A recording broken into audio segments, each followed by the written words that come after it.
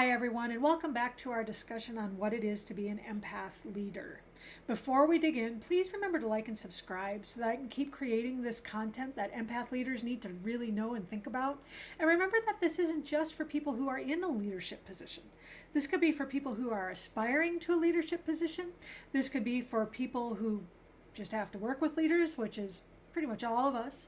This information can be valuable to anyone, so please, everyone's welcome on the discussion.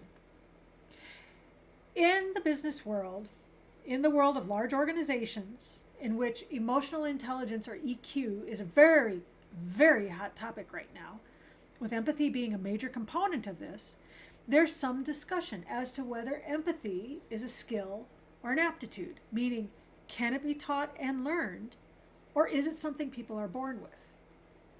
For people who want to discuss this and figure out whether these empath skills can be learned, this is going to be of extra interest. So let's take a dive in. Just so we're all starting with the same definition, let's go back to defining what it is that we're talking about. And the one I really do like is the way Brene Brown puts it in her book, The Gifts of Imperfection. And although there's some nuance to this depending on what studies you're looking at or what you're reading, I think this breaks it down pretty well. Empathy is when a person can relate to another on an emotional, but not necessarily a cognitive level. So cognitive empathy means I see what's going on and logically I get it, but it's cold. It's cold logic. Sympathy is when you look at someone and you say, I feel sorry for you. So it's approaching empathy, but you're still not feeling what they're feeling yourself. Empathy is when you can look at someone and say, I'm feeling that with you. Whether it's because you've thought about it and it's translated into emotion or you've felt it yourself before, you actually feel what they're feeling. A more academic definition might be to say that it refers to the cognitive and emotional reactions, not cognitive and emotional reactions of an individual to the observed experiences of another. And because empathy is the psychological signal that brings compassion or the desire to take action, having more empathy definitely increases one's compassion. So these things do play off one another. So why is this important to leadership? Because to lead with empathy is to say that you feel with your people, which means you recognize that they are human beings with feelings and they are not cogs, they are not machines, they are not computers. They are human beings. And because of that, they are your greatest asset. Hands down. Absolutely. An empathic leader will understand what needs to be done for their people as opposed to profit or popularity or furtherance of a cause, but will also understand that people really are the most valuable resource. And that's just not something to say tritely. It's the truth. Now let's think of the flip side of this. A loyal and invested workforce is the key to long-term success, not just quarter by quarter, but year over year and decade over decade. Conversely, when a leader lacks empathy, they not only can't relate to their people, but they just don't care. These are just resources to be used up, like glassware or computer chips. Anyone is just as good as any other. So what's the difference? That's not true, and we're going to discuss why. Let's start this, though, by splitting the differences a little deeper between cognitive and emotional empathy, because we have to know what it is that we're trying to teach before we can answer the question of, can we teach it? We've discussed this before a little bit, but let's go a little bit deeper. To have emotional empathy, you really need to have three things. One, you have feeling the same emotion as the other person. Two, you in turn have feelings of distress in response to perceiving another's plight.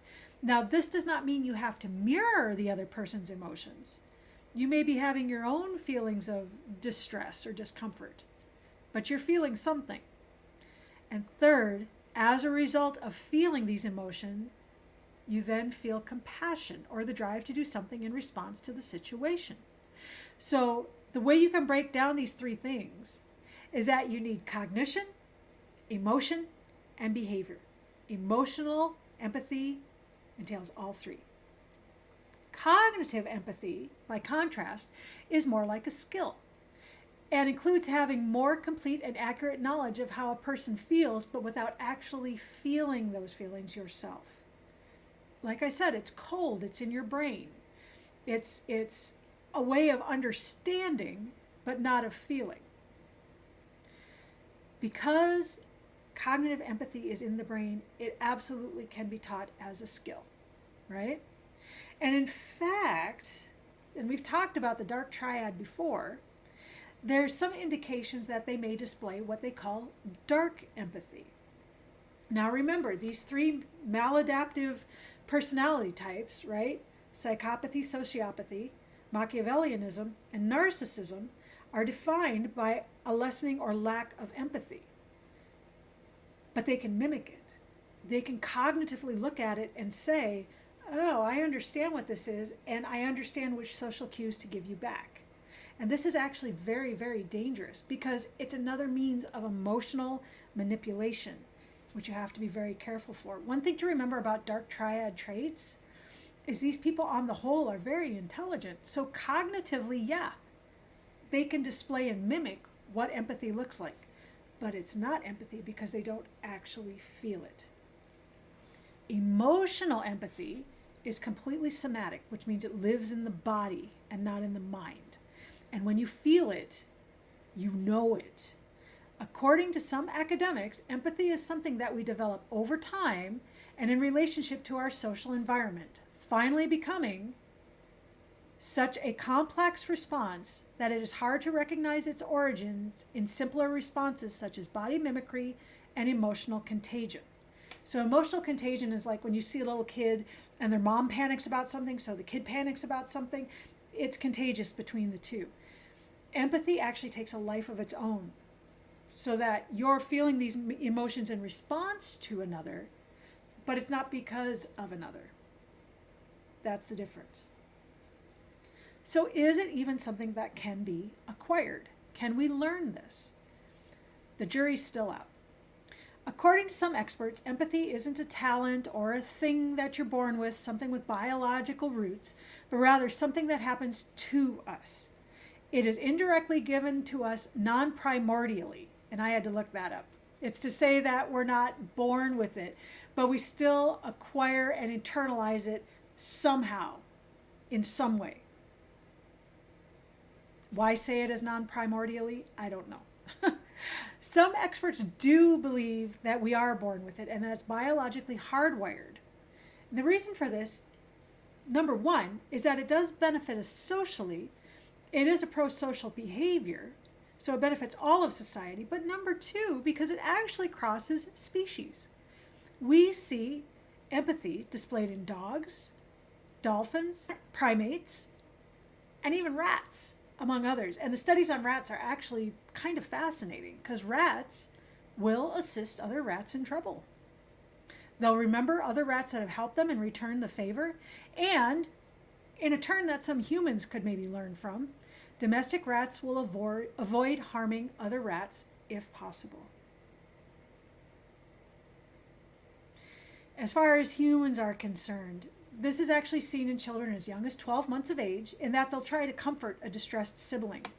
They're feeling this emotion. Or in like 14 to 18 months, where they'll even display spontaneous, unrewarded helping behaviors. So even at those super young ages, children do show empathy. And on the flip side of that, there's no evidence of age-related decline, which we would expect to see if it was a purely cognitive function.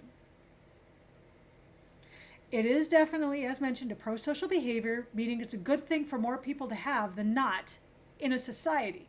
And this is why I truly, truly believe, among other things, that there are more of us with it, to some degree, than without it. It benefits us as the human race. So why wouldn't it be in our best interest to have this, at least to a certain degree?